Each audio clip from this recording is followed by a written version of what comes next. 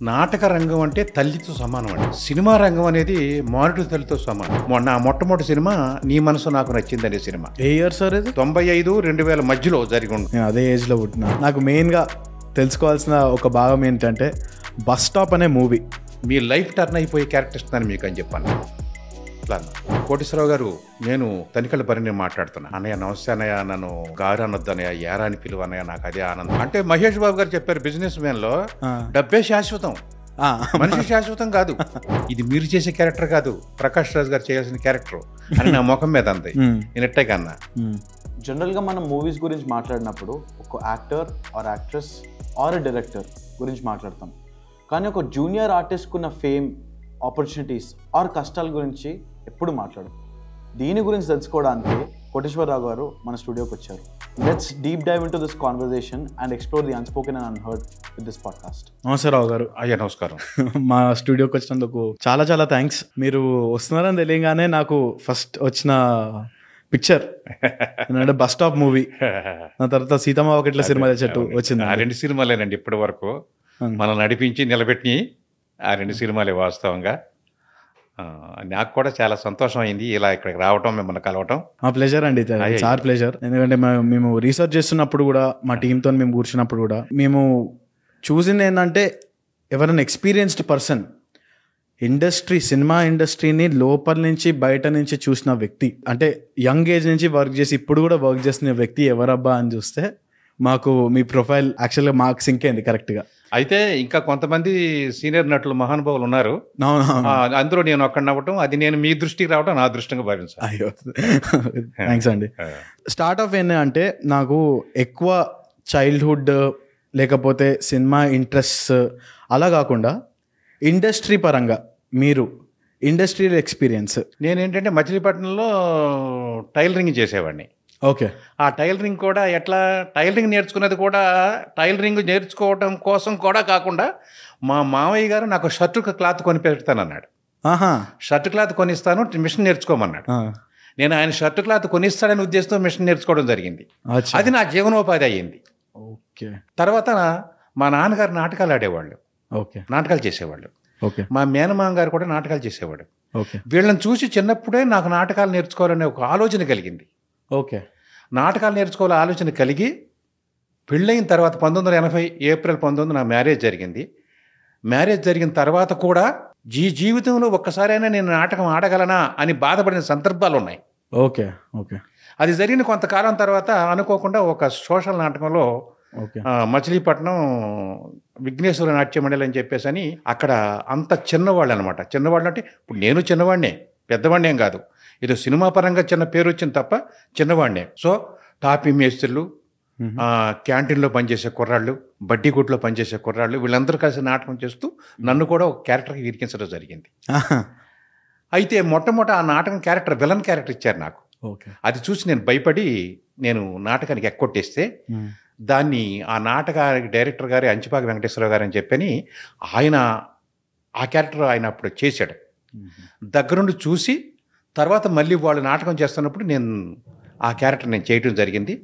జనాల ప్రశంసలు అందుకోవడం జరిగింది. ఎందుకంటే నాటకాన్ని నేను గొప్పగా చేయలే. సో నా విగ్రహం, దానికి సంబంధించిన కాస్ట్యూమ్ గబ్బర్ సింగ్ డ్రెస్ అనమాట. షోలేలో గబ్బర్ సింగ్ డ్రెస్ తయారు చేసుకోవడం వల్ల ఆ ఆహార్యానికి మార్కులు పడి ఇక అక్కడి నుంచి మనకు నాటక రంగం పట్ల మోజెత్తిపోయింది. ఇక ఎక్కడ నాటకం ఉన్నా మనం నాటకాలు చేయటం, ఈ టైలరింగ్ వర్క్ మనం చేసుకోవటం, తర్వాత సినిమాలో నటించాలనే ఒక కోరిక. ఓకే. సో సినిమాలో స్థిరపడాలి, సినిమా నా జీవితం కావాలనేది నా కోరిక కాదు అసలు. ఒక సినిమాలో నటించాలని ఒక చిన్న కోరిక, విమానం ఎక్కాలి, తాజ్మహల్ చూడాలి, సినిమాలో నటించాలి, ఈ 3 కోరికలు నావి. అయితే తాజ్మహల్ చూడటం, విమానం ఎక్కడం పెద్ద విశేషం కాదు, సినిమాలో నటించడం కష్టం. ముందు ఇది చూడాలి అని చెప్పేసి అని ఒక దృఢ సంకల్పం. ఓకే. అప్పటి నుంచి మచిలీపట్నం నుంచి హైదరాబాద్లో మనకు ఎవరైనా తెలిసిన వాళ్ళు, కళాకారులు, డైరెక్షన్ డిపార్ట్మెంట్ కానీ ఎవరైనా ఉంటే వాళ్ళకి ఫోన్లు చేయటం, మాట్లాడటం, వాళ్ళతో మాట్లాడి పులకరించిపోవటం, ఇలా ఉండేదన్నమాట. Okay sir.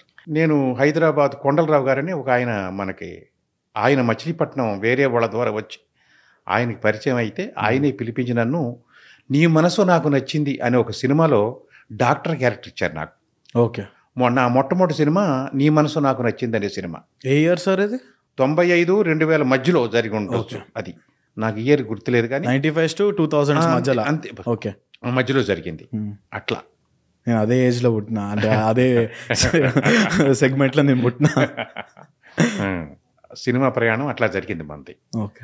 ఇక తర్వాత ఆ సినిమాలు చేసి నేను మచిలీపట్నం వెళ్ళిపోయాను. వెళ్ళిపోయిన తర్వాత వేరే ఒక సీరియల్ దేవి భాగవతం అని ఒక సీరియల్ మొదలు పెడుతున్నారు. ఓకే. మాడా వెంకటేశ్వరరావు గారు సీనియర్ నటులు ఆయన. ఓకే. ఆయనకి నన్ను నందం రామారావు గారు పరిచయం చేశారు. ఆ మాడా వెంకటేశ్వరరావు గారు నాకు సడన్గా ఫోన్ చేసి, కోటేశ్వరరావు గారు మీరు హైదరాబాద్ అర్జెంట్గా బయలుదేరండి, మన ఉదయ్ భాస్కర్ గారు ఒక సీరియల్ మొదలు పెడుతున్నారు, నేను చెప్తాను ఏదో చిన్న వేషం పడుద్ది, మిమ్మల్ని చూస్తే ఇంకా మంచి వేషం పట్టడానికి అవకాశం ఉంటుందని చెప్పేసి ఆయన నన్ను పిలిపించారన్నమాట. అప్పుడు నేను హైదరాబాదు వస్తే నన్ను తీసుకెళ్ళి ఉదయ్ భాస్కర్ గారికి పరిచయం చేస్తే ఆయన దక్షుడు క్యారెక్టర్ అని చెప్పేసి నిర్ణయించారు. ఓకే. దక్షుడు క్యారెక్టర్ నిర్ణయించారు. నేను వెళ్ళిపోయిన తర్వాత నాకు ఫోన్ చేసి, మీకు శుక్రాచార్యుడి క్యారెక్టర్ ఇచ్చాము కోటేశ్వరరావు గారు, ఓకే, దక్షుడు క్యారెక్టర్ కాదు అని చెప్పేసి అని లెంగ్త్ క్యారెక్టర్ ఇచ్చారు. ఓకే. అప్పుడు నేను అనుకున్నాను అన్నమాట, ఇదేదో మార్పు కోసమే వచ్చింది, మనకు పెద్ద వేషం పడింది, మార్పు కోసం వచ్చింది, 2 సంవత్సరాలు హైదరాబాద్లో ఉండి గట్టిగా ప్రయత్నం చేద్దాం, లేదంటే మనం మచిలీపట్నం వచ్చేద్దాం, ఎక్కడైనా టైలరింగ్ అనేది, నేను టైలర్ని కాబట్టి ఎక్కడైనా టైలరింగ్ ఎక్కడైనా చేసుకోవచ్చు అనేటువంటి ఒక ధైర్యంతో మనం ఇక్కడ స్థిరపడి ఉండగా ఈటీవీలో భాగవతం అనే సీరియల్ మొదలైంది. ఈటీవీ భాగవతం. దాంట్లో దౌమ్య మహర్షి క్యారెక్టర్ పడింది. దాని తర్వాత పరిచయాలు పెరగటం, మనం కొంచెం అందరికీ పరిచయాలు అవటం, మనం కొంచెం వేషాలు ఎక్కువ పట్టడం, అట్లా మన సినీ రంగ ప్రస్థానం మొదలైంది. ఎప్పుడైనా అనిపించిందా సార్ మీకు సేయింగ్ దట్ ఇండస్ట్రీలో నిజంగా యాక్టింగ్ అనేది ఒక ప్యాషన్ లాగా ఒకటి, అవును నిజంగానే నేను అది ఒక వృత్తిలా ఎంచుకుందామని అనుకుంటే ఈ పార్టీకి వేరే దగ్గర ఉండేవాళ్ళు ఏమో అనేసి? అలా అనుకోలేదండి నేను. ఓకే. నా ఫ్రెండ్స్ నా సర్కిల్లో అంటారు ఇంకా కొంచెం ముందెళ్ళుంటే బాగుండే. నేను 42 సంవత్సరాల వయసులో వచ్చాను సినిమాకి, అదే ఇండస్ట్రీకి 42వ సంవత్సరంలో వచ్చాను. నా మిత్రులు అనేవాళ్ళు ఇంకా కొంచెం ఎర్లీగా వెళ్తే బాగుండేదని. లేదు, ఎందుకంటే ఎర్లీగా వెళితే వచ్చేది, ఎర్లీగా వస్తే రానిది అనేది, ఇండస్ట్రీ అనేది, సినిమా జీవితం అనేది ఒక అదృష్టంతో కూడుకున్న వ్యవహారం, లక్ ఫ్యాక్టర్. ఇందులో మీరు గట్టిగా చదివితే డాక్టర్ కోర్సు చదివితే డాక్టర్ అవుతారు, ఇంకొక కోర్సు చదివితే ఇంకోటి అవుతారు. సినిమాకి సంబంధించి ఏం చేసినా మీరు ఏం అవ్వలేరు. అది మీకు అదృష్టంతో కూడుకునే వ్యవహారం అయితేనే మాత్రమే ఖచ్చితంగా అవుతారు, అంతే. అది ఖచ్చితంగా పరిపూర్ణంగా అందరూ నమ్మాల్సింది, నమ్మాలి కూడా. అదే నేను అసలు అనుకోలేదన్నమాట. నేనంటాను వాళ్ళతోటి, ఇదే ఎక్కువ నాకు, ఇదే ఎక్కువ అసలు అని చెప్పాను. మీకు ఇంకా కోరికలు ఏం లేవు అసలు. కోరుకుంటానికి ఎవరు, మనం కోరుకుంటాం. ఎంత కోరుకుంటాం? చాలా కోరుకుంటాం. సంపాదించడం అనేది ఓకే, తేలికే. అనుభవించడం అనేది చాలా కష్టం. అనవసరమైన దుర్భరంగా ఖర్చు పెడితే అది వేరే విషయం తప్ప, ఆరోగ్యానికి ఏం తింటావు, ఏం తీసుకుంటావు, ఎంత ఖర్చు పెడతావు? సంపాదించు. సంపాదన అనేది నీ హోదాని తెలియజేయడానికి తప్ప నువ్వు అనుభవించడానికి మాత్రం పనికిరాదు. చాలా మంది చెప్తారు సార్, నాకు ఇప్పటి వరకు డబ్బు శాశ్వతం కాదు, ఎక్స్పీరియన్సెస్ శాశ్వతం. మహేష్ బాబు గారు చెప్పారు బిజినెస్ మ్యాన్ లో, డబ్బే శాశ్వతం, మనిషి శాశ్వతం కాదు. మనిషి 100 ఏళ్ళకో 70 ఏళ్ళకో 80 ఏళ్ళకో పోవాల్సిందే. ఆ డబ్బు అలాగే ఉంటది. అది నీ హోదాని తెలియజేయడానికి మాత్రమే ఉంటది. ఒక 100 ఎకరాలు ఉంది నాకు, నేనున్నంత వరకు నాది, నేను పోయిన తర్వాత ఇంకొకటిది. నాకు మెయిన్గా తెలుసుకోవాల్సిన ఒక భాగం ఏంటంటే, బస్ స్టాప్ అనే మూవీ, బస్ స్టాప్ సినిమా చేసేటప్పుడు మీ ఎక్స్పీరియన్స్ ఎలా ఉండే సార్? బస్ స్టాప్ సినిమా చేసేటప్పుడు నా ఎక్స్పీరియన్స్, నేను మామూలుగానే ఉన్నాను అసలు. ఓకే. అయితే బస్ స్టాప్ సినిమా అనేది అదృష్టం కొద్దీ వచ్చింది. ఓకే. నా లైఫ్లో జరుగుతున్న సంఘటనలన్నీ అదృష్టంతో కూడుకున్నవే కాబట్టి ఎక్కువ టెన్షన్ పడినాను నేను. బస్ స్టాప్ సినిమా అనేది మారుతి గారు మొట్టమొదటి స్టార్ట్ చేశారు సినిమా, అది ఆపేశారు. అది ఆపేసి ఈ రోజుల్లో సినిమా చేశారు. ఓకే. ఈ రోజుల్లో సినిమా హిట్ అయింది. హిట్ అయిన తర్వాత బెల్లంకొండ సురేష్ ప్రొడ్యూసర్ అండి, ఆయన పిలిచి బస్ స్టాప్ సినిమా ఆయనకి చెప్పారు కథ. ఆయన ఓకే, 1.5 కోటి ఆ సినిమా చేసుకునే బడ్జెట్, 1.5 కోటి సినిమా చేసి ఫస్ట్ ఫిలిం రీల్ రెడీ చేసి ఇచ్చేటట్టుగా మాట్లాడుకున్నారు మారుతి గారు. ఇది 2010లో కదా సార్? 10 అయింది. అయితే నాకు మచిలీపట్నం నుంచి విడియాల చక్రవర్తి గారని LICలో చేస్తాడు ఆయన, నాకు క్లోజ్ ఫ్రెండ్. ఓకే. ఆయన నాకు ఫోన్ చేసి, కోటేశ్వరరావు గారు మారుతి గారు మన బందర్ ఆయన ఈ రోజుల్లో సినిమా చిన్న బడ్జెట్లో చేశాడు, సూపర్ హిట్ అయిపోయింది సినిమా, మీరు ఒక్కసారి ఆయన్ని కలవండి, మీకు తెలుసా అంటే నాకు తెలియదండి అన్న, మీరు ఒకసారి ఆయన్ని కలవండి అన్నాడు. నేను వెంటనే ఏం చేశానంటే వేరే వాళ్ళ దగ్గర నెంబర్ తీసుకుని మారుతి గారికి ఫోన్ చేశాను. మారుతి గారికి ఫోన్ చేస్తే ఆయన ఏమన్నాడంటే, కోటేశ్వరరావు గారు మాది రేపు బస్ స్టాప్ సినిమా ఓపెనింగ్ అండి, మీరు ఎల్లుండి కలవండి అన్నాడు. ఓకే. నేనేం చేశానంటే ఆ మరుసటి రోజున ఫోన్ చేస్తే నేను ఆఫీస్లో ఉన్నాను రండి అన్నాడు. వెళ్ళాను. వెళ్ళిన తర్వాత లీలగా ఆయనకు అన్ని గుర్తొస్తున్నాయి. అంటే నాతో ప్రయాణం చేశారు ఆయన.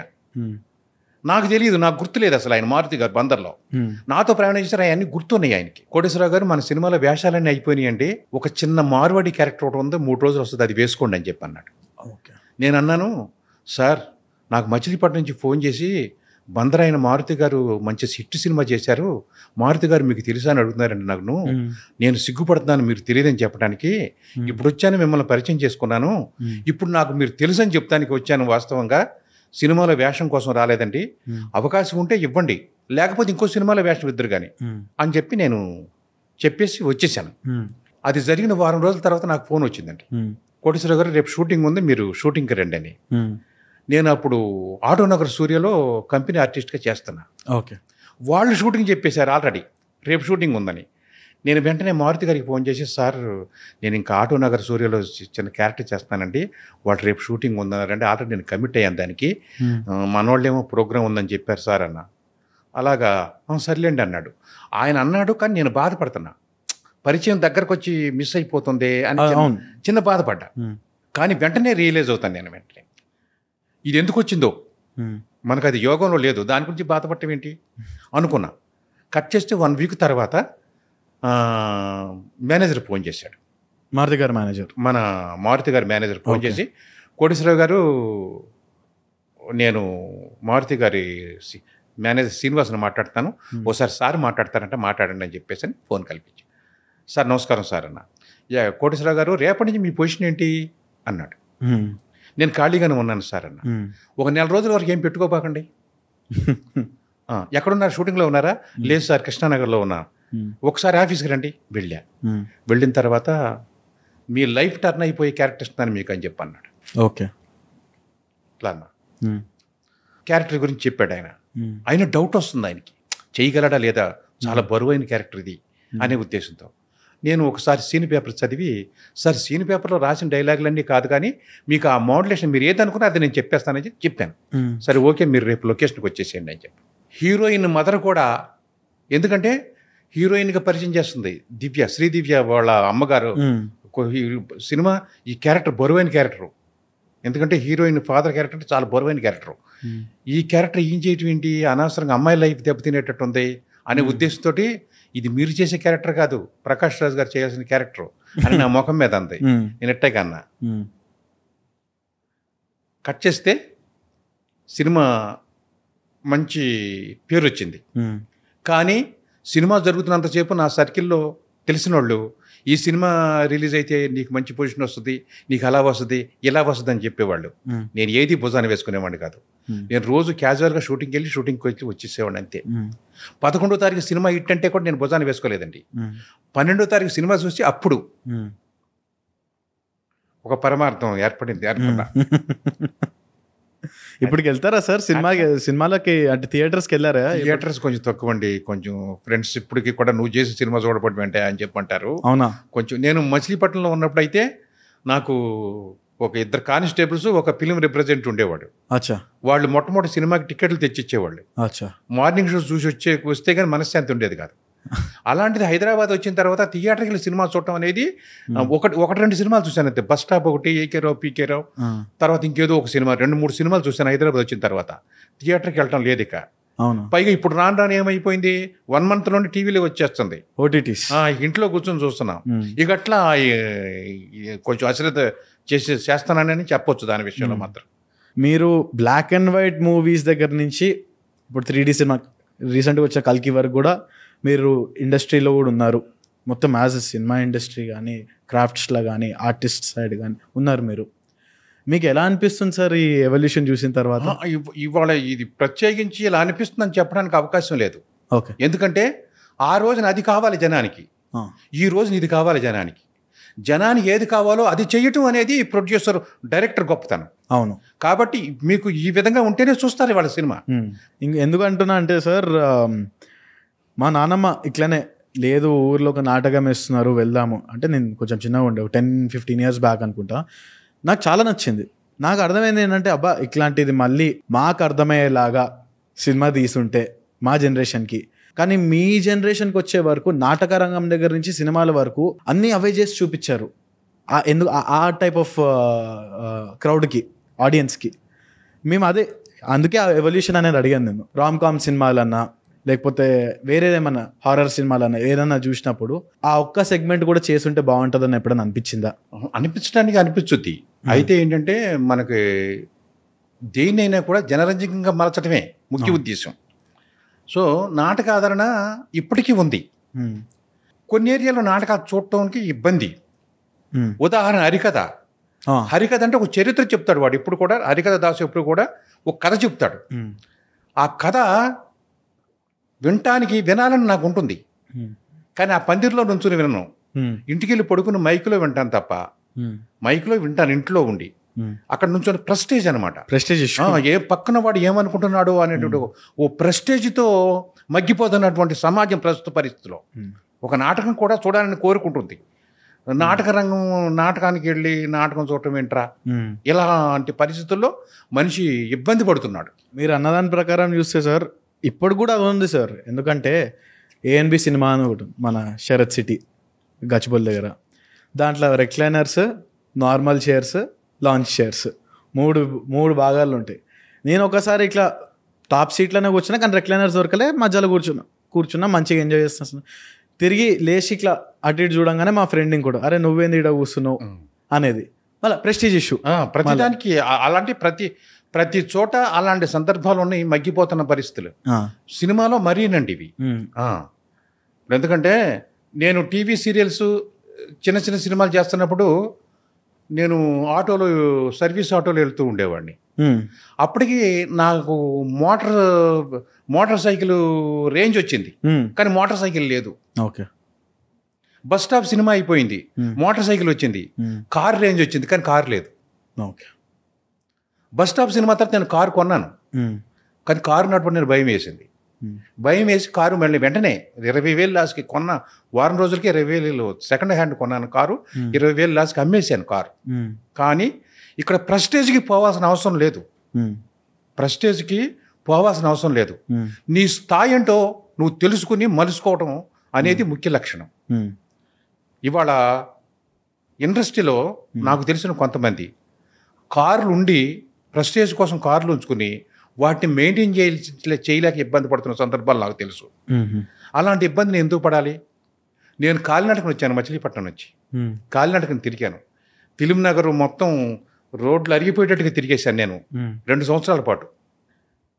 కాలినడకను తిరిగాను. వాళ్ళ పెద్దోళ్ళందరినీ తీసుకుంటే కూడా వాళ్ళు సామాన్యంగా తిరిగినటువంటి వాళ్ళే. వాళ్ళకు వచ్చిన హోదాని బట్టి, వాళ్ళకు వచ్చిన స్థాయిని బట్టి వాళ్ళ రేంజ్లు మార్చుకుంటూ వెళ్ళారు. ఆ స్థాయిని నిలబెట్టుకున్నారు కాబట్టి వాళ్ళు ఆ రేంజ్ని మెయింటైన్ చేయొచ్చు. ఆ స్థాయిని నిలబెట్టుకునే వాళ్ళకి, ఆ రేంజ్ మెయింటైన్ చేసేటటువంటి పరిస్థితి లేని వాళ్ళకి అది వద్దు అంటాను నేను. ప్రెస్టేజ్కి పోవద్దంటాను.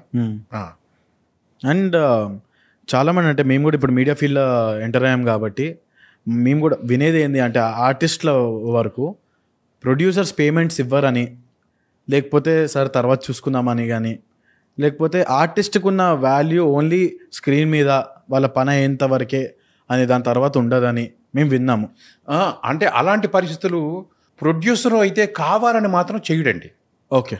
ఇప్పుడు నాకు 2-3 సినిమా వాళ్ళు డబ్బులు ఎక్కొట్టారు. ఓకే. కానీ వాళ్ళు ఇవ్వలేని పరిస్థితిలో ఎక్కొట్టారు. ఓకే. వాళ్ళు ఇవ్వలేని పరిస్థితిలోనే ఇలా జరుగుద్ది. ఓకే. ఎవరో ఒకడు ఉంటాడు కావాలని ఎక్కొట్టేవాడు, ఎవడో ఒకడు ఉంటాడు, కానీ మిగతా వాళ్ళు అలా చెయ్యరు. వాళ్ళ వల్ల వీళ్ళందరి పేర్లు కూడా అంతే. ఇప్పుడు ఇండస్ట్రీ సినిమా అంటే చాలా అసభ్యకరమైనటువంటి సందర్భం అనేటటువంటి సందర్భాలు కూడా కొంతమంది మాట్లాడతారు. కానీ అట్లా కాదు. కారణం ఏంటంటే ఫోకస్ దీని మీద ఉంటుంది. ఎంత చిన్న విషయం అయినా సరే వెంటనే పబ్లిక్ అవుద్ది. అవును. నిజ జీవితంలో కూడా చాలా జరుగుతూ ఉంటాయి. నిజ జీవితంలో చాలా జరుగుతూ ఉంటాయి, అవి పబ్లిక్ కావు. సో ఇక్కడ ఏంటంటే ఎక్కొట్టడం అనేది ఏదో ఒకళ్ళిద్దరు ఒకళ్ళిద్దరు ఎక్కొడతారు. కానీ కొంతమంది ఏంటంటే లాస్ అయిపోయి పొజిషన్ లేక ఇవ్వలేని పరిస్థితిలోకి వస్తారు. అది పరిస్థితి. ఎవరికాళ్ళే ముందు అడ్వాన్సులు తీసుకోవటం, ఏ రోజుకు ఆ రోజు పేమెంట్ తీసుకోవటం అందరూ చేస్తారు. అందరికీ ఎక్కొడితే ఆర్టిస్టులు ఎలా బ్రతుకుతారు? అంటే ఇప్పుడు కూడా అది నడుస్తుంది చాలా వరకు. అక్కడ కొన్ని చోట్ల చిన్న చిన్న ఇబ్బందుల వల్ల అది పరిస్థితి. దానికి ప్రొడ్యూసర్స్ చెడు పట్టడానికి లేదు, ఏదో ఒకటి ఉంటాడు అంతే కావాలని ఎక్కొట్టేవాడు. మిగతా వాళ్ళందరూ కూడా వాళ్ళు ఆర్థిక పరమైన ఇబ్బందులు పడి అలా చేసేటటువంటి పరిస్థితి.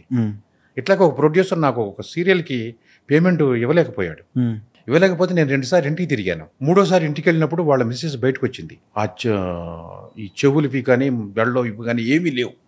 ఓకే, అంటే మొత్తం అన్ని తాకట్టు పెట్టేసి వ్యవహారం చేశారు అని నాకు అర్థమైంది. ఇక వెళ్ళకూడదని మానేశాను నేను. ఆ ప్రొడ్యూసర్ గారు తర్వాత నాకు కనిపించి సారథి స్టూడియోలో కనిపించి కొంచెం ఇబ్బంది పడుతున్నాడు నా ముందు రావడానికి. అంటే అలా అక్కడ తిరగడానికి నేను వెళ్ళాను. సార్ నమస్కారం సార్, మీరు ఏం ఫీల్ అవ్వకండి, మీకు అక్కడ చెన్నైలో డబ్బు ఆగిపోయిందని నాకు తెలుసు, కాబట్టి మీరు దాని గురించి నా గురించి అసలు ఆలోచించకండి అని చెప్పేసి నేనంటే ఆయన చేతికి డబ్బులు రాగానే ముందు నాకు ఫోన్ చేయించాడండి మేనేజర్ చేత. కోటేశ్వరరావు గారు మీరు ఎక్కడున్నారు అని చెప్పండి, నేను షూటింగ్ అవుట్డోర్ వెళ్తున్నానండి అన్న, మీరు రాగానే మన మేనేజర్ పట్నాయక్ గారికి ఫోన్ చేయండి అని చెప్పాను. వచ్చి వెంటనే నాకు ఫోన్ చేస్తే మీరు ఎక్కడున్నారు కోటేశ్వరరావు గారు అంటే నేను ర్యాట్ క్యాజుల్లో ఉన్నాను అన్నాను. అక్కడ డబ్బులు పట్టుకొచ్చాను నా దగ్గరికి. డబ్బులు పట్టుకొచ్చి నాకు ఇస్తే దాంట్లో 1000 రూపాయలు మేనేజర్ దగ్గరికి ఇచ్చి మీరు తీసుకెళ్ళండి, మీరు హ్యాపీ అని చెప్పని ఆ డబ్బులు నేను తీసుకున్నాను. మరి ఆ ప్రొడ్యూసర్స్ ఎంత నిజాయితీ, అతనికి ఇబ్బంది పడి మనల్ని ఇబ్బంది పెట్టాడు తప్ప అతను కావాలని చేయాల. అట్లంటే ఒక్కళ్ళే ఉంటారు, ఎవరైనా కావాలని కొట్టేవాడు ఒకళ్ళు ఇద్దరు ఉంటారు, మిగతా వాళ్ళు అలా చేయరు. అందరు మీలా కూడా ఆలోచించలేరు. అందరూ మన వల్ల ఆలోచించడం కాదండి, జరిగేది అదే. ఇప్పుడు నాకు ఇబ్బంది కలిగిన వెంటనే కూడా నేను ఆలోచించాలి ఎందుకు జరిగింది. దొరస్వామిరాజు లాంటి వాడు నాకు 32,000 రూపాయలు ఇవ్వాలి. దొరస్వామిరాజు అంటే ఆయన ప్రొడ్యూసరు, అన్నమయ్య ఈ సినిమాకి, సింహాద్రి ఈ సినిమాకి ప్రొడ్యూసరు. ఆయన చివరి దశలోకి వచ్చేసరికి నాకు 32,000 రూపాయలు ఇవ్వలేకపోయాడు.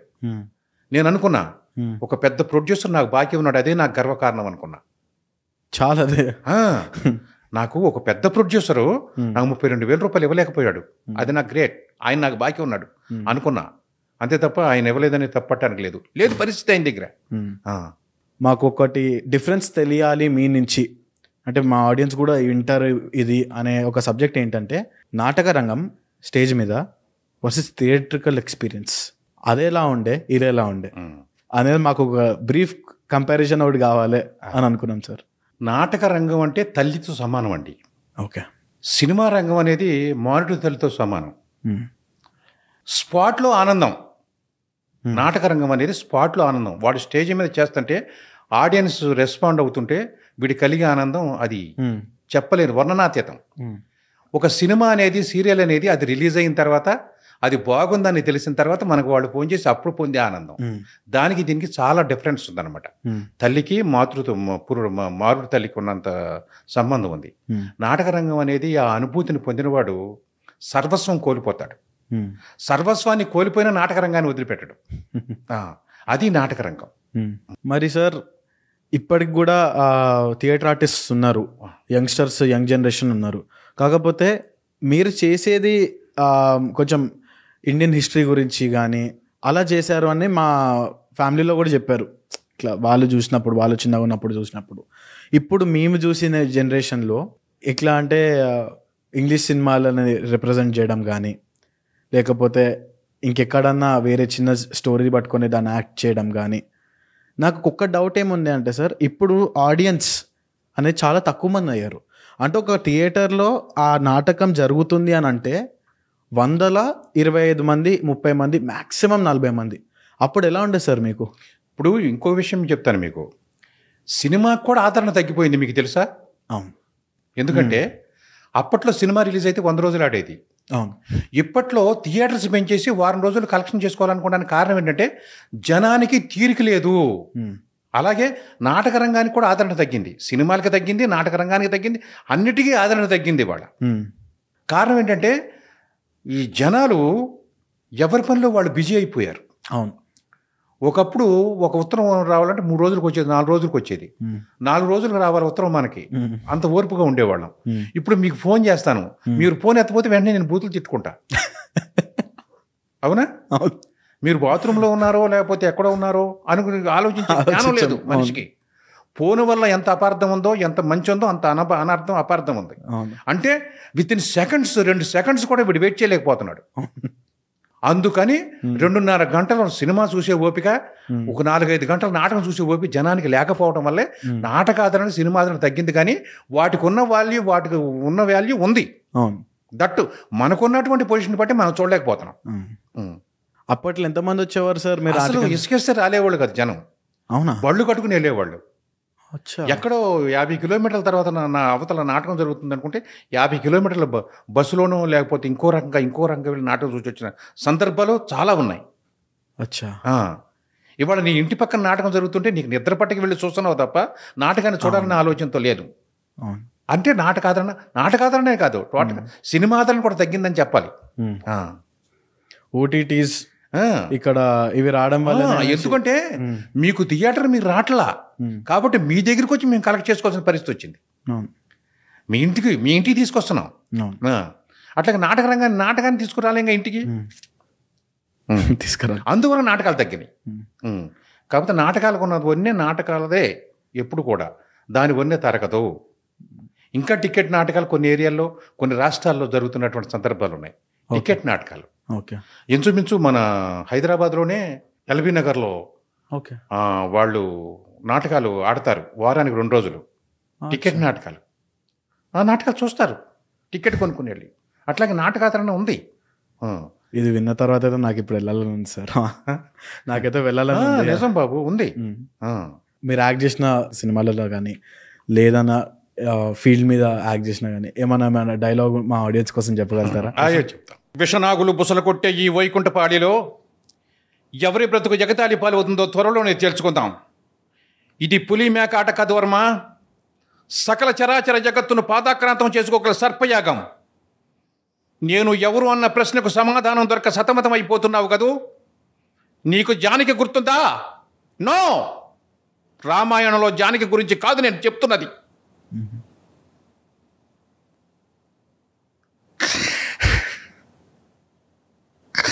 నువ్వే సర్వస్వమని నమ్మి తన సర్వస్వాన్ని నీకు అర్పించిన రమాపురం జానకి గురించి చెప్తున్నారు. కళ్ళల్లో కావేరి కదులుతున్నా, గుండెల్లో గోదావరి పొంగుతున్నా, పెదవుల పైన విషం లాంటి చిరునవ్వు పులుముకుని ఎందుకు బ్రతుకున్నారో తెలుసా? నీ చావు నా కళ్ళారా చుట్టానికి.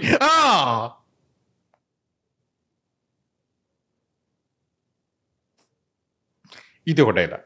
విశ్వరూపం చెప్పేశారు సార్. చాలా బాగుంది సార్.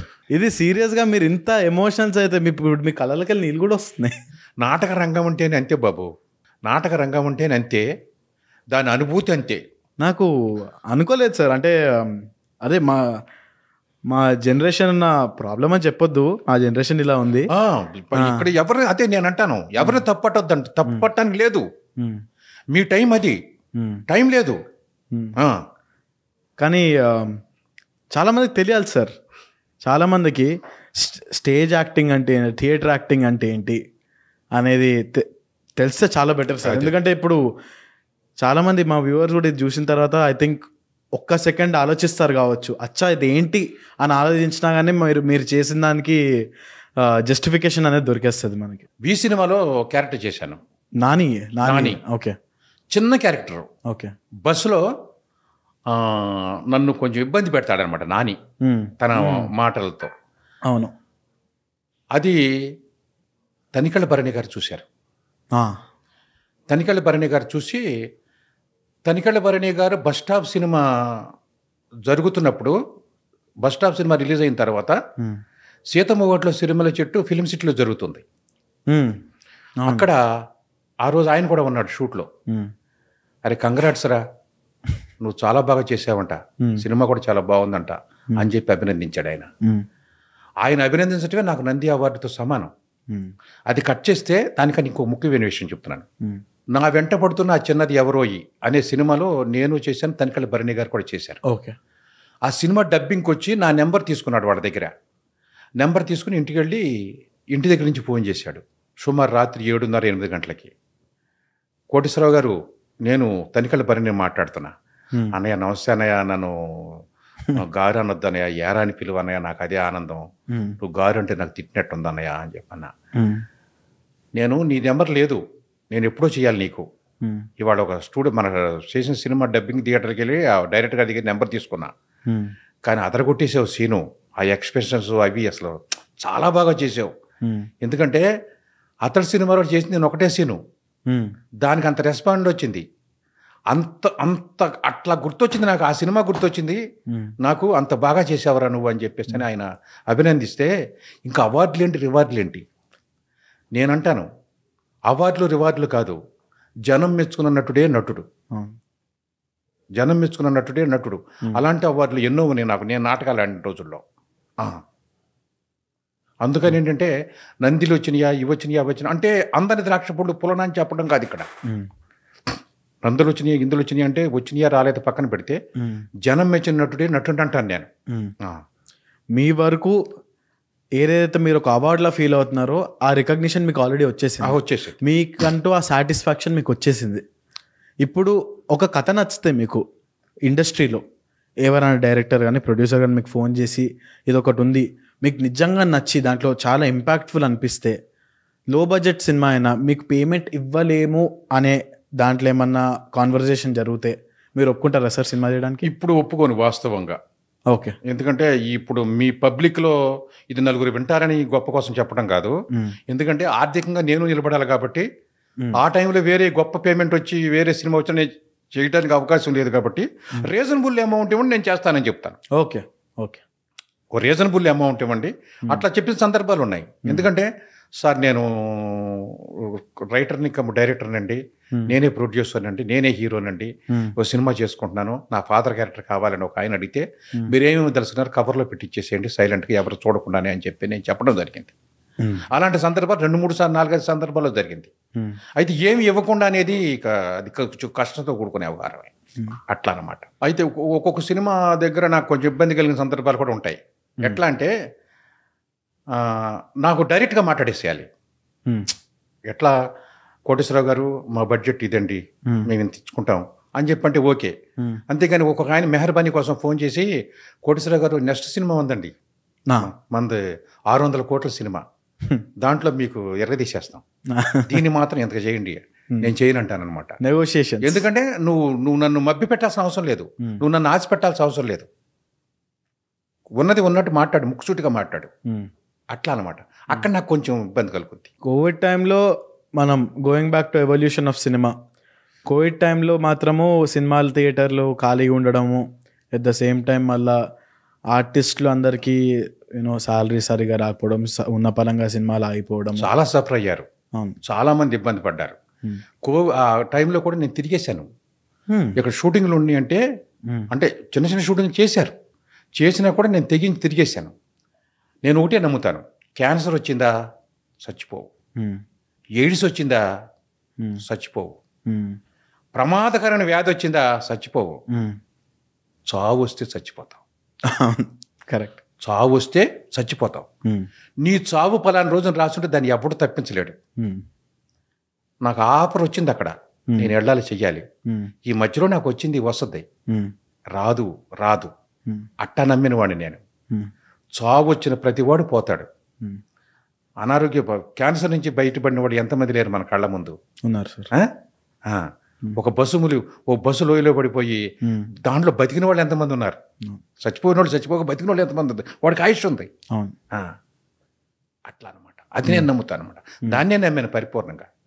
మేము విన్నది ఏంటంటే సినిమా అంటే ఒకప్పుడు ప్యాషన్ ఉంటుండే, ప్రేమ ఉండి చేస్తుండే, ఇప్పుడు చాలా డబ్బులకి చేస్తున్నారు, ఓన్లీ మనీ ఫ్యాక్టర్ ఒకటి చూస్ చేస్తున్నారు. నిజంగా సార్ మీ ఎక్స్పీరియన్స్తో చెప్పండి, సినిమా అనేది కష్టమా సార్? ఇంకోటండి, సినిమా ఏ రోజున ఫ్యాషన్గా చేయలే, ప్రతిసారి డబ్బుతోనే చేశారు అందరూ. రామారావు గారు, నాగేశ్వరరావు గారు వీళ్ళంతా కూడా డబ్బు కోసమే చేశారు. ఎందుకంటే ఆ రోజులు చౌక 250 రూపాయలు నెలకి వాళ్ళ ఫీజులు. వాళ్ళకి రామారావు గారికి విజయవారి బ్యానర్లో 250 రూపాయలు జీతం వాళ్ళకి నెలకి. ఇప్పుడు రోజుకి ఒక్కొక్కరికి 10 లక్షలు, 2 లక్షలు, 3 లక్షలు. ఇప్పుడు 5 కోట్లు ప్రభాస్ గారికి రోజుకి 5 కోట్లు. అట్లాగే అప్పటి నుంచి ఇప్పటి వరకు కమర్షియల్ అన్ని చేసుకుంటానే వచ్చారు. కాకపోతే అప్పుడు ఏంటంటే ఒకళ్ళ మధ్య ఒకళ్ళకి రిలేషన్స్ ఉండేవి. అవును. ఇప్పుడు కమర్షియల్ టచెస్ అయినవి, కమర్షియల్ అయిపోయింది. వాళ్ళు ఎట్లా ఉన్నారు, వీళ్ళు అట్లాగే ఉన్నారు. వాడిని 2 రోజులు పిలిపించి వాడి పంపించేద్దామనే ఉద్దేశంతో ప్రొడ్యూసర్స్ ఉన్నారు. 2 రోజుల్లో చేసుకుని మన డబ్బులు తీసుకుని మనం వచ్చేద్దాం అనే ఇదిలో వీళ్ళు ఉన్నారు. పాన్ ఇండియన్ సినిమా అనే కాన్సెప్ట్ చెప్పాలంటే వాస్తవానికి ఇండియా మొత్తంలో మన రాజమౌళి గారి వల్ల, ప్రభాస్ గారి వల్ల, రానా దగ్గుపాటి గారి వల్ల, అనుష్క శెట్టి వల్ల, సో వీళ్ళ వల్లనే అయింది చెప్పాలంటే. వాస్తవానికి వీళ్ళ వల్లనే అసలు రాజమౌళి గారు అసలు. మీరు again being a senior actor, మీరు ఒక పర్సెప్షన్, మీరేమనుకున్నారు ఇది చూడంగానే? ఒక్క cinema 5 different languages, 5 different languages or 6 different languages అనుకున్నప్పుడు మీకు ఏమనిపించింది ఫస్ట్ టైం విన్నప్పుడు? మీరు అలా చేయకపోతే దానికి ఖర్చు పెట్టిన డబ్బు రాదండి. దాని గురించి ఏమనుకోవటం లేదు. మన సినిమా ఇతర రాష్ట్రాల్లోనూ ఇతర దేశాల్లోనూ ఆడుతుందంటే మనకు గర్వకారణం కదా. అవును. ఇప్పుడు ఎక్కడో రజనీకాంత్ గారి సినిమాని మనం ఇక్కడ ఆదరిస్తున్నాం, మరి వాళ్ళకి గర్వకారణం కదా. అట్లాగే మన వ్యక్తి, మన హీరో, మన ప్రొడ్యూసర్, మన డైరెక్టర్ గారి సినిమా ఎక్కడెక్కడో ఆడుతుందంటే మనం సంతోషపడాల్సిన అవసరం ఒకటి ఉంది. ఒకటి ముఖ్యంగా అన్ని భాషల్లో కనుక ఆ సినిమా చేయకపోతే ప్రొడ్యూసర్కి ఒక తెలుగులోనే డబ్బులు అయితే రావు, అంత ఖర్చు పెట్టిన డబ్బులు. అందుకోసం వాళ్ళు అదే నేనేంటంటే వాళ్ళకు ఖర్చు పెట్టిన డబ్బు రాబట్టుకోవడానికి 100 ప్రయత్నాలు చేస్తారు. 100 ప్రయత్నాలు ఇదొక ప్రయత్నం. అది ఎలా చేసాం కదా వాయిసే, అట్లా వదిలేసి లేదు. దాన్ని వచ్చేదాకా పట్టువదలని విక్రమార్కుడు చెట్టు వద్దకు పరిగెత్తి వెళ్ళి శవాన్ని భుజాన్ని వేసుకుని తీసుకొచ్చాడు అన్నట్టే చేయాల్సిందే. తనికెళ్ళ భరణి గారి గురించి మీ ఎక్స్పీరియన్స్ నాకు చెప్పారు. ఇప్పుడు నాకు ఇంకొక డౌట్ ఏమొచ్చిందంటే, ఫాదర్ క్యారెక్టర్, నేను ఒక పోలీస్ ఆఫీసర్ క్యారెక్టర్, ఇంకా చెప్పాలంటే విలన్ క్యారెక్టర్ ఎక్కువ చేసిన ప్రకాష్ రాజ్ గారు. అవును. ప్రకాష్ రాజ్ గారు కర్ణాటక ఫిలిమ్స్ నుంచి ఇటు సైడ్ వచ్చారు. అక్కడ సక్సెస్ రేట్ ఏందో నాకు తెలియదు, కానీ ఇక్కడ మాత్రం అగైన్ నా చిన్నప్పటి నుంచి ఇప్పటి వరకు అన్నీ చేశారు. మొన్న వచ్చే KGF వరకు కూడా చాలా బాగా చేశారు. ఎందుకని మన TFI మీలాంటి ఆర్టిస్ట్ని ఎందుకు రికగ్నైజ్ చేయలేకపోయారు? KGFలో చాలా బాగా చేశారన్నారు కదా, అందుకే ఆయన పెట్టారు. ఇంకోటి ఏంటంటే బాగా చేశారని మీరు అన్నారు కదా, బాగా చేస్తున్నాడు, జనానికి ఆయన కావాలి. తర్వాత నేనున్నాను, నేను ఒక్కడే 10 సినిమాలో యాక్ట్ చేయడానికి సరిపోదు కదా, నన్ను పెట్టి ఒక సినిమా చేస్తారు. మిగతా 9 సినిమాలకి ఇంకొక 4-5 ఆర్టిస్టులు కావాలి కదా. అందులో ప్రకాష్ రాజ్ గారు ఒకళ్ళు. ప్రకాష్ రాజ్ గారు బాగా చేస్తున్నారు, ప్రకాష్ రాజ్ గారు జనం కోరుకుంటున్నారు కాబట్టి ప్రకాష్ రాజ్ గారిని తీసుకొచ్చి పెట్టారు. ఇప్పుడు ఒక ప్రకాష్ రాజ్ గారిని హైలైట్ ఎందుకు చేశారు మీరు? ప్రకాష్ రాజ్ గారు ఎక్కువ సినిమాలు చేశాడు, చాలా బాగా చేశాడు కాబట్టి ప్రకాష్ రాజ్ గారిని చెప్తున్నారు. ఇంకా హిందీలో నటించినటువంటి ఆర్టిస్ట్ చాలా మంది మన తెలుగులో నటిస్తున్నారు, వాళ్ళ గురించి ఎందుకు చెప్పలేదు? వాళ్ళు తక్కువగా వస్తున్నారు, తక్కువగా చేస్తున్నారు, వాళ్ళ రేంజ్లో వాళ్ళు చేసుకుంటూ పోతున్నారు. అవును. అట్లాగే మన తెలుగు వాళ్ళని కూడా అక్కడ తెలుగు, కన్నడ, మలయాళం వీటిల్లో మనోళ్ళు కూడా కొంతమంది యాక్ట్ చేస్తున్నారు. అది పరిస్థితి. నేను ఎందుకు అడిగానంటే, మా ఎలక్షన్స్ అన్నది ఒకటి వచ్చిందండి, మూవీ ఆర్టిస్ట్ అసోసియేషన్ అన్న ఒకటి ఉంది. అది కరెక్ట్గా మాకు కూడా ఐడియా లేదు, అది అసలు ఏంటి, ఎందుకు ఫామ్ చేశారు, అది ఏం, దానివల్ల బెనిఫిట్స్ ఏంటి, ఆర్గనైజేషన్ ఏం చేస్తుంది అనేది ఎవరికి ఐడియా లేదు సరిగ్గా. ప్రకాష్ రాజ్ గారు, మంచు విష్ణు గారు ఇద్దరు హెడ్ టు హెడ్, అదొక 1 month వరకు చాలామంది యూట్యూబ్లో అక్కడ ఇక్కడ అన్నీ చూసాము. అవును. డిబేట్స్ కానీ యూనో చర్చలు కానీ ఎనీథింగ్ అయినాయి. అప్పుడు ఒక బయట వ్యక్తిలాగా చూసి ప్రకాష్ రాజ్కి ఓట్ వేయలేదా, లేకపోతే మంచు విష్ణు మనోడు అని చెప్పి తనని గెలిపించారా అనేది ఎక్కువ చర్చ జరిగింది. మీ పరంగా అసలు మా అసోసియేషన్ అంటే ఏంటి సార్? మా అసోసియేషన్ అంటే ఏం లేదు, ఒక సంస్థ. ఓకే. మా సంస్థలో సభ్యులుగా ఉన్నవాళ్ళు ఒకవేళ ఏదన్నా అంటే దానివల్ల మేలే జరిగింది కానీ కీడు జరగదు. సంస్థ వల్ల మేలే జరుగుతుంది కానీ కీడు జరగదు. అసలు ఇంకో ముఖ్యమైన ఉద్దేశం ఏంటంటే, ఒక ప్రొడ్యూసర్ కనుక అమౌంట్ డబ్బులు కొట్టేస్తే మా అసోసియేషన్లో కంప్లైంట్ చేస్తే డబ్బులు ఇప్పించేటటువంటి పరిస్థితి ఉంది. ఓకే. తర్వాత మొన్నటి వరకు కూడా ఎవరైనా మా అసోసియేషన్లో మెంబర్ అయ్యి ఉండి చనిపోతే 3 లక్షల రూపాయలు ఆ ఇంటికి ఇచ్చేటటువంటి పరిస్థితి ఉంది. ఓకే. తర్వాత వృద్ధాప్య పెన్షన్లు ఆ కళాకారులు కొంతమంది ఎవరైతే కొంచెం ఇబ్బందులు పడుతున్నటువంటి కళాకారులు వాళ్ళకి నెలకు 10,000 రూపాయలు పెన్షన్ ఇచ్చేటటువంటి పరిస్థితి ఉంది. అయితే ఇది గత 6 సంవత్సరాల క్రితం వరకు ప్రెసిడెంట్గా మీరుండండి అంటే మీరుండండి అనుకుని పెట్టుకుంటూ వచ్చారు. యునానమస్. తర్వాత ఏమైందంటే చిన్న పోటీ తత్వం వచ్చింది, నేను నిలబడతానని. అక్కడి నుంచి ఈ రెవల్యూషన్ వచ్చి జనంలోకి వెళ్ళి జనంలో చిన్న చూపు అయింది కొద్దిగా.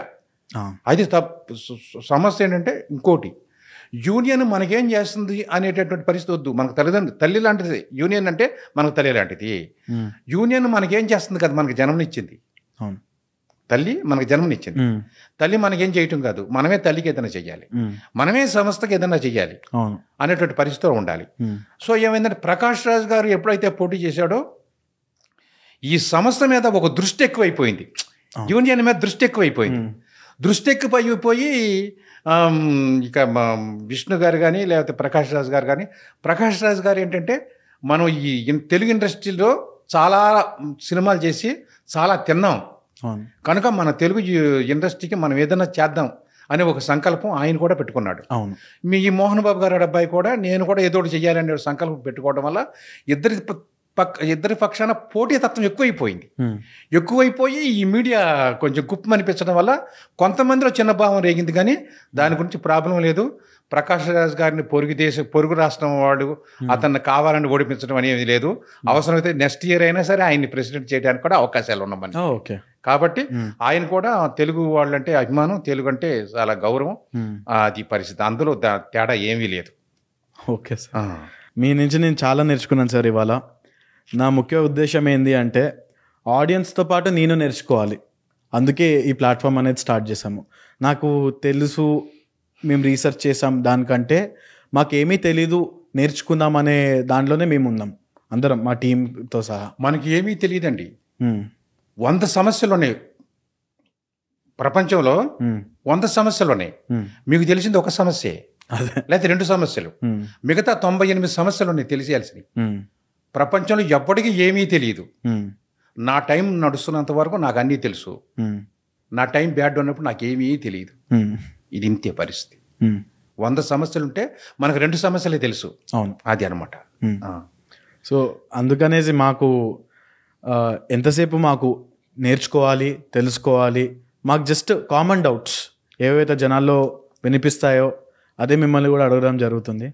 అండ్ ఫస్ట్లీ సార్, ఇంత సీనియర్ ఆర్టిస్ట్ అయిన మీరు మా స్టూడియోకి వచ్చినందుకు thank you so much sir.